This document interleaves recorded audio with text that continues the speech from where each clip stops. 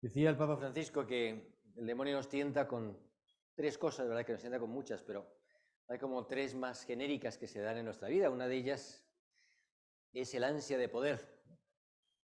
Quizás los discípulos de Emaús tenían algo de eso, o sea, ellos deseaban el poder, querían el poder, querían que los romanos se fueran, que Jesús estableciera un reino distinto, un reino nuevo en la tierra, que tenía una expectativa muy concreta con Jesús, que tenía que ver con el poder, porque el poder siempre tienta, el poder de saber, el conocimiento, el tener capacidad para decidir, para hacer cosas, el poder sobre otros, de ahí vienen luego los abusos, o las envidias, los celos, la tentación del poder. Y ellos en ese momento están tristes porque han perdido el poder.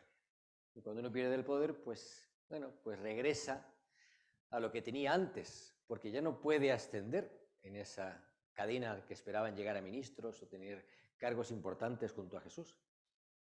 Y por lo tanto regresan a lo que conocían, que era su aldea de Emaús. Hay otra tentación que también es muy común, que tiene que ver con la desconfianza. Porque ellos sufrían una desconfianza. Sentían en realidad, bueno, que todo lo que habían confiado y creído de Jesús, pues ya no existía. Por lo tanto, cuando dejo de creer en eso, pues dejo de creer en mis amigos. Sabemos que el domingo pasado Tomás dejó de creer en sus amigos. Hoy los discípulos de Emaús ya no creen, incluso dice, algunas mujeres han ido, e incluso algunos de los nuestros, pero no creen, desconfían. No ven que por ahí pueda llegar justo su salvación, y por lo tanto desconfían. Y desconfía tanto que decía el Evangelio que tenían los ojos cegados. Yo creo que en la vida nosotros muchas veces tenemos los ojos cegados. Los tenemos cegados por muchas razones. Y una de esas razones es justamente porque estamos, como decía el Papa, la tercera tentación, muy apegados a ciertas cosas, a bienes, a necesidades que nos hemos creado, a planes que nos hemos hecho. Y por lo tanto, cuando uno está cegado por algo, cuando uno tiene una obsesión, un TOC, como se dice ahora, ¿verdad? Un trastorno obsesivo compulsivo, con algo muy concreto, pues ¿qué pasa? Que no tiene capacidad para ver más.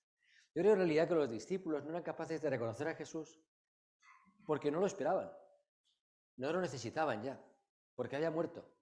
Y por lo tanto no tenían el corazón abierto a la sorpresa o al asombro. No tenían la capacidad de reconocerlo porque estaban totalmente cegados o apegados a lo que ellos querían. Yo creo que hoy en día a muchas personas les cuesta ver a Dios en sus vidas, en su camino, porque también están cegados. Tienen el corazón muy apegado, a lo mejor a cosas de aquí de la tierra, y por lo tanto les cuesta más ver a Dios.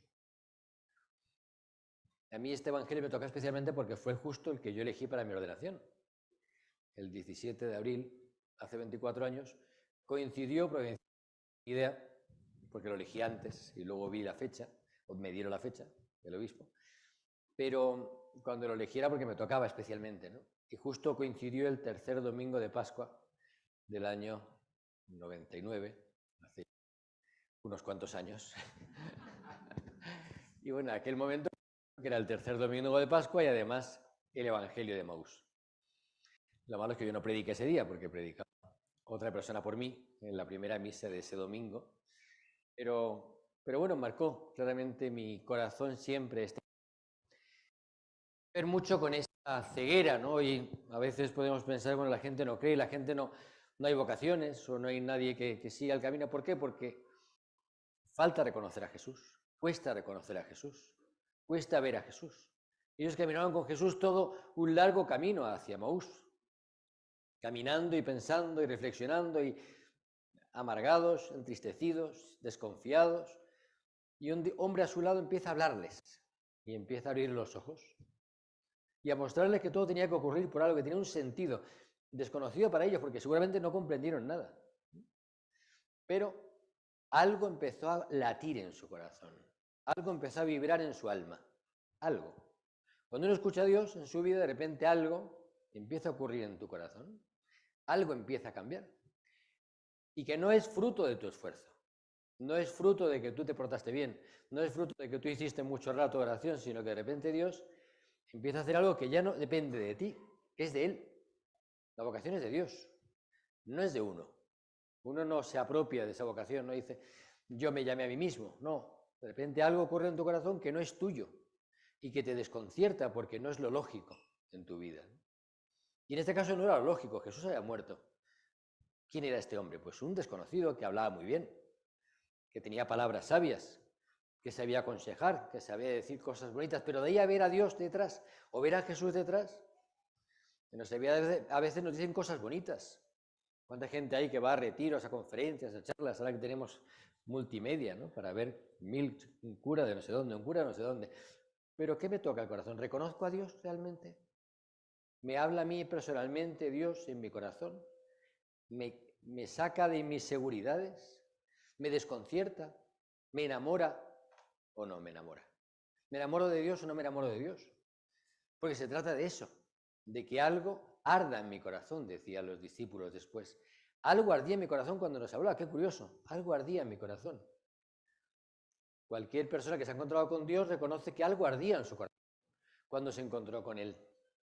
El fuego se puede apagar, pero la certeza de que ardía el fuego en mi corazón existe y se mantiene. Y los discípulos después dirán, es verdad, nuestro corazón ardía cuando nos comentaba las Escrituras y nos hablaba de...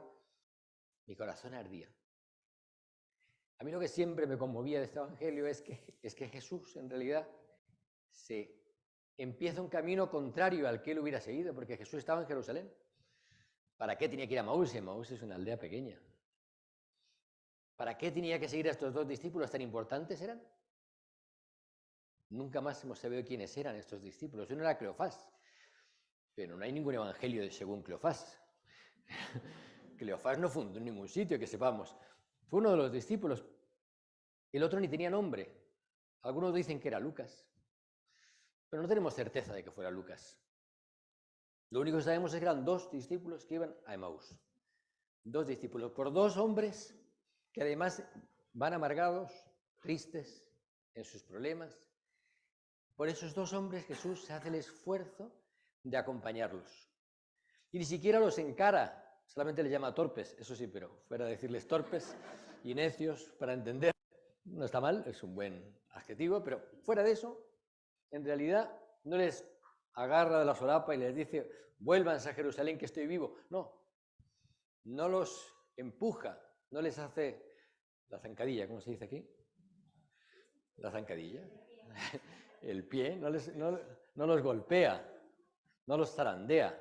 No, lo único que hace es contarle lo que él piensa de esas lecturas y cuando le dice quédate con nosotros, él accede a quedarse con ellos. Se podía haber ido, ni siquiera les presionó para ir a su casa. Tu casa, mi casa, le dijo el peregrino, y él se quedó en su casa, pero porque ellos insistieron, no porque Jesús insistiera. No fue Jesús el que insistió, fueron ellos. Cuando no hay vocaciones o cuando hay... ¿Por qué pensamos que no, es que los jóvenes están muy mal? Los jóvenes están estupendamente. En realidad, ¿qué pasa muchas veces? Que no tenemos el corazón abierto, es cierto. Porque tenemos demasiados apegos o porque estamos demasiado encerrados en nuestras seguridades, en nuestras comodidades, y no dejamos que Dios cambie mi vida, que Dios me convierta en todas las vocaciones posibles. Pero bueno, es caso también, especialmente hoy, en este día que celebro esos 24 años, aunque no sea hoy, pero hoy, pues tiene algo que ver con ese seguimiento a Jesús para estar con Él, para estar con Él. Y si tengo el corazón embotado es muy difícil que yo reconozca en ese hombre a Jesús. Pensaré que es un peregrino cualquiera, un peregrino más sabio, pero nada más. En mi vida habrá muchas personas que sean como este peregrino, personas que caminan a mi lado, personas que con sus palabras muchas veces me hablarán de Dios y me costará ver a Jesús detrás de ellos. ¿Cuántos peregrinos tengo a mi lado que muchas veces me preguntan ¿de qué vas conversando? ¿Por qué estás triste? ¿Qué te pasa? Y tratan de darme palabras de esperanza, pero no veo a Jesús.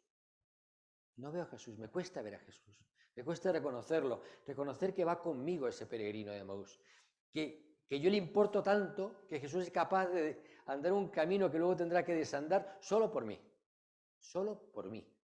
Va a buscarme cuando yo me voy por el camino equivocado y no me retiene, sino que simplemente va a mi lado y luego se queda a comer conmigo. se queda a comer conmigo. Los discípulos, igual que María Magdalena, igual que cuando les aparecen atravesando las paredes, lo reconocen en signos muy concretos, lo reconocen en sus llagas, lo reconocen en su palabra María, o lo reconocen hoy en el gesto de amor de Jesús, que es partir el pan. En ese momento en que Él se partió en la última cena, o cuando partió los panes en la multiplicación de los panes, y en ese gesto de amor hay signos de amor que me unen a la persona a las que quiero. Son signos que uno solo reconoce. Me acuerdo de una persona mayor que me decía que le había dicho a su esposo: cuando te mueras, ya sabes, para que yo tenga certeza de que estás bien, tienes que hacer alguna de las cosas que hacíamos cuando estábamos juntos, y yo sabré que estás bien. ¿Me parece bonito? ¿Cuáles son esas formas, es verdad, que uno tiene con las personas amadas, que siempre me va a recordar que está vivo en mi corazón, en mi vida? Los apóstoles tenían un signo, que era el partir el pan, y ahí lo reconocieron. Y ahí dijeron, es Él. Y cuando dicen que es Él, ya nada puede cambiar. Y no pueden quedarse en Emaús. Emaús es el símbolo, en este momento, de la comodidad. Es el símbolo de tirar la toalla, de asumir la derrota. Emaús es volver a lo de antes sin ninguna esperanza. Es el signo de haber perdido la ilusión de vivir. Emaús es eso. Y por eso no pueden quedarse en Emaús, tienen que regresar a Jerusalén, tienen que ir a contar a los demás lo que ha pasado, aunque luego cuando lo cuenten no le hacen mucho caso, porque ya hay otras cosas más importantes, pero les hacen tanto caso que queda como un evangelio, como una catequesis, porque este evangelio ha sido catequesis a lo largo de la historia de la Iglesia para tanta gente que ha hecho un camino de Emaús, para cambiar de vida y regresar a Jerusalén, para cambiar de vida y dejar la comodidad para empezar a vivir en Dios y según lo que Él me pida, para tener un corazón desapegado, confiado y enamorado, para tener un corazón que sea capaz de descubrirlo en todo lo que me pasa, para que no espere cosas extraordinarias, porque lo más extraordinario que me puede ocurrir seguramente, hay gente que le ocurren cosas extraordinarias, pero a los que somos más normales no nos pasan. Nos gustaría, pero no nos aparece la Virgen como Juan Diego, ni cosas así, pero lo extraordinario que nos pasa es que Dios nos habla en el corazón. Y lo más ordinario que me puede pasar es que Dios me hable en mi corazón y mi corazón arda y pueda decir, es verdad, tiene razón, está conmigo, no me ha dejado, ha hecho este camino por mí, está aquí donde estoy perdido en medio de mi pecado para sacarme de aquí, porque quiere que viva, porque quiere que tenga ganas de vivir, porque quiere que yo sea compasivo con otros. Me convierte en discípulo suyo, por lo tanto, en alguien que se compadece y es capaz de caminar con otros para ayudarlos a regresar, pero no diciéndoles cuál es la doctrina, que ya la saben, sino simplemente estando a su lado con ellos, porque Jesús es así. Jesús no va con el hacha, Jesús va con la mirada, con la palabra, con el susurro, para seducir mi corazón y decirme, pero ¿no te das cuenta dónde está la vida? ¿No te das cuenta qué es lo que le da sentido a tu corazón? ¿No te das cuenta de lo que para lo que realmente estás hecho? Ese es lo que Dios hace con nosotros.